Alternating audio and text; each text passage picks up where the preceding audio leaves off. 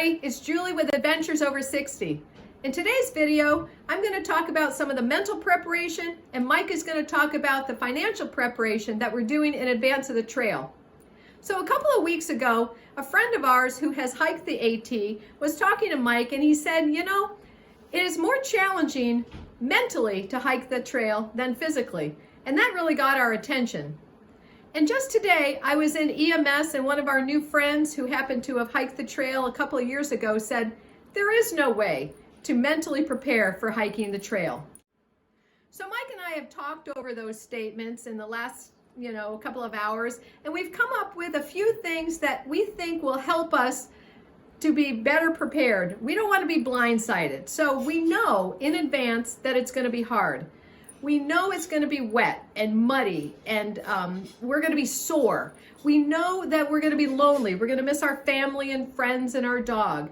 So by being aware of that, we can recognize well in advance, okay, there are going to be some hard days. We also know that we have to face some of the fears that we have going on the trail. I have a fear of heights, and here we are hiking mountains that have a great elevation. So I'm going to have to work through those. We also know that it's important to keep a good sense of humor. Mike is really funny, and he gets me laughing when I could be crying, and he just kind of turns it around, and his sense of humor is a real plus, and I'm very grateful for it. We've been reading scriptures, particularly in the Psalms, and I've been writing them down that help us remember that God is going to be with us on the trail as he is with everybody. And it sure is good to know that family and friends are praying for us back home. We will be encouraging each other. Some days Mike will need it, other days I will need it. We want to be known as encouragers on the trail so that when the trail community is around us and somebody is having a really hard time, we can come around them and help them through it as well. And finally, there is a term on the trail, embrace the suck. We know there are a lot of days we're just going to have to get through it. Similar to a saying that I used to give to our girls when they were having a crying fit. I would tell them, put your big girl panties on and just deal with it. I know that Mike is going to have to say that to me a lot. Thanks for watching. All right, so let's talk about financial prep for the Appalachian Trail. But before we do that, I want to give a big shout out to all of our subscribers. We thank you. We appreciate you. Thanks for coming along. It's going to be a lot of fun. All right, financial prep. I think the first part of financial prep for the Appalachian Trail is acquiring your gear. And what we think, again, we're not telling anyone what to do. This is what we do. I think people should get the best gear they can. And they should get it a little at a time, periodically. And so as they acquire the gear, they can practice with it. They can get to feel comfortable with it, and then get another piece. But I would recommend when you have to purchase your big three, your tent, backpack, sleep system, that you go and see a professional, have those things fitted, get their advice. If you haven't been in backpacking in the last 20, 30, 40 years, you're going to notice that there's a lot of gear now. It's excellent quality gear. It's lighter. And so it's worth it spending some time with some of the experts, especially getting those really important items fitted to you. So financially, when you look at, go on YouTube and you listen to folks and they talk about what they think they're going to spend and on the trail, the numbers range from $1,000 to $1,500 per person per month. And quite frankly, we think we'll probably spend that too. We'll have a better idea once we return, but we think that that's the figures that we're going with.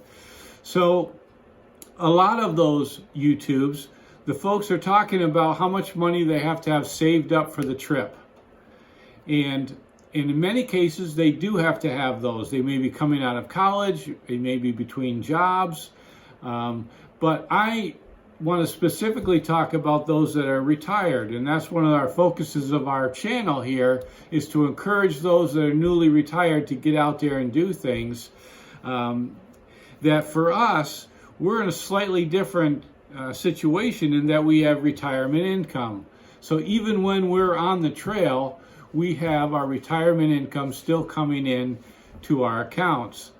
When you look at it that way, that $1,000 to $1,500 a month per person isn't extra money now. So what we have found, and when we really began to look at our budget, our monthly budget, we just find now that things that we are normally spending at home for our normal expenses simply get shifted or transferred to the trail.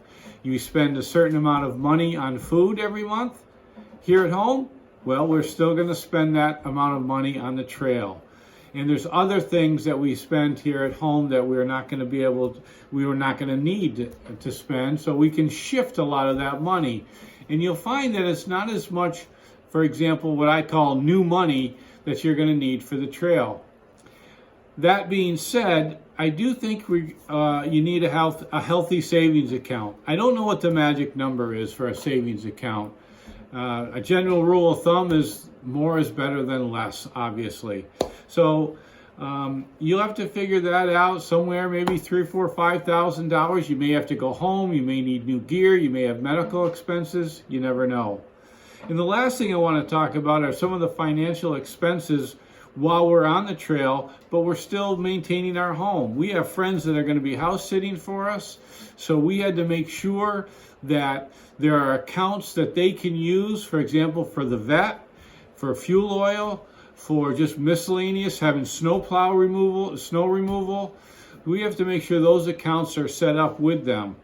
And finally, we spent a long time going and making sure that a lot of our bills are automatically paid online. And now that I think about it, April 15th is going to roll around and we're going to be on the trail. So your taxes at the end of the year, that has to be taken care of.